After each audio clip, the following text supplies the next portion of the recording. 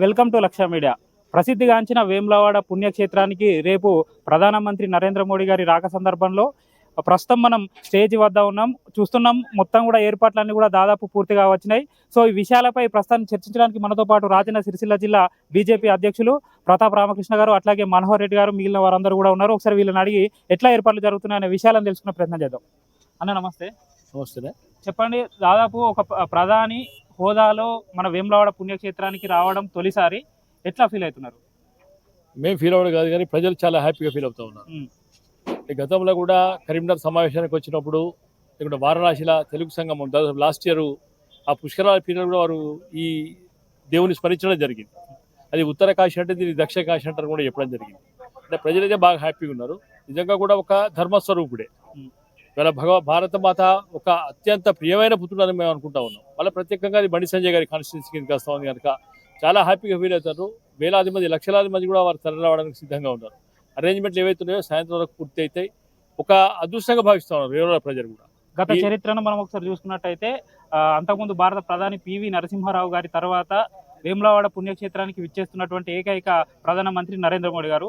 So ఈ విషయం గురించి యావత్ తెలంగాణ ప్రజలు, ముఖ్యంగా చూసుకున్నట్లయితే వేములవాడ నియోజకవర్గ ప్రజలందరూ కూడా చాలా హ్యాపీగా ఉన్నారు.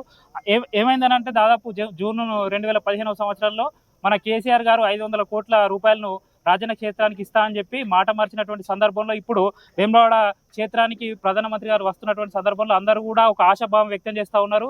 గుడికి అట్లాగే ప్రజలందరికీ కూడా, వేములవాడ ప్రజలందరికీ కూడా మంచి రోజులు వచ్చినట్లుగా భావిస్తూ ఉన్నారు. దాని గురించి మీరేం చెప్తారు?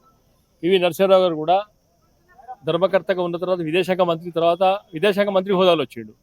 కానీ మొట్టమొదటి వ్యక్తి ప్రధానమంత్రి హోదా రావడం నరేంద్ర మోడీ గారే. ఇంతకుముందు చెప్పినట్టు ధర్మానికి స్వరూపం లేకుంటే ఒక జాతీయతకు స్వరూపం నరేంద్ర మోడీగా భావిస్తూ ఉన్నాం. ఆయన ఎక్కడ అడుగుపెట్టినా అక్కడ టూరిజం ఏ రకంగా అభివృద్ధి ఎంతో చూస్తున్నాం.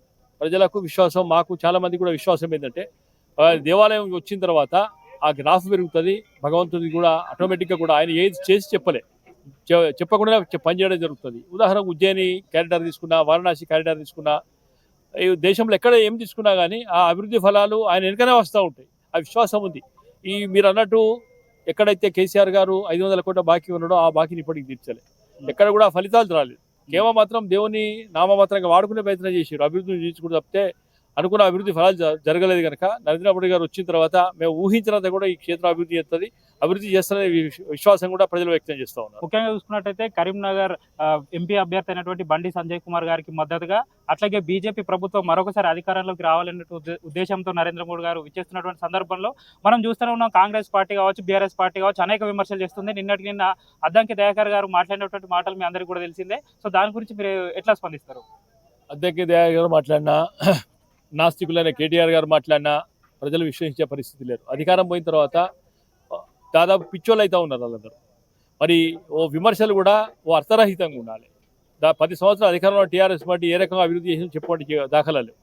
మా మేనిఫెస్టోలో భారతీయ జనతా పార్టీ నేషనల్ మేనిఫెస్టోలో ఏం చేసినామో చెప్పినాం.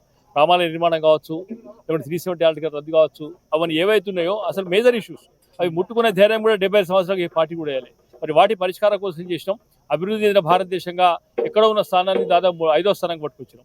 వీరు మరొకసారి ఫిరేక్ బార్ మోడీ సర్కార్ విధానంతోనే యువకులు ఎక్కువ పెద్ద ఎత్తున మహిళలకు పూర్తి ఎత్తున మద్దతు చేస్తూ ఉన్నారు. వీళ్ళ విమర్శలను వీళ్ళెంత చిన్న టీ కప్పుల తుఫాన్ లెక్క అద్దెకి గారు మాట్లాడినా, లేకుంటే కేటీఆర్ మాట్లాడినా వీళ్ళ ప్రజలు పట్టించుకునే పరిస్థితి లేదు.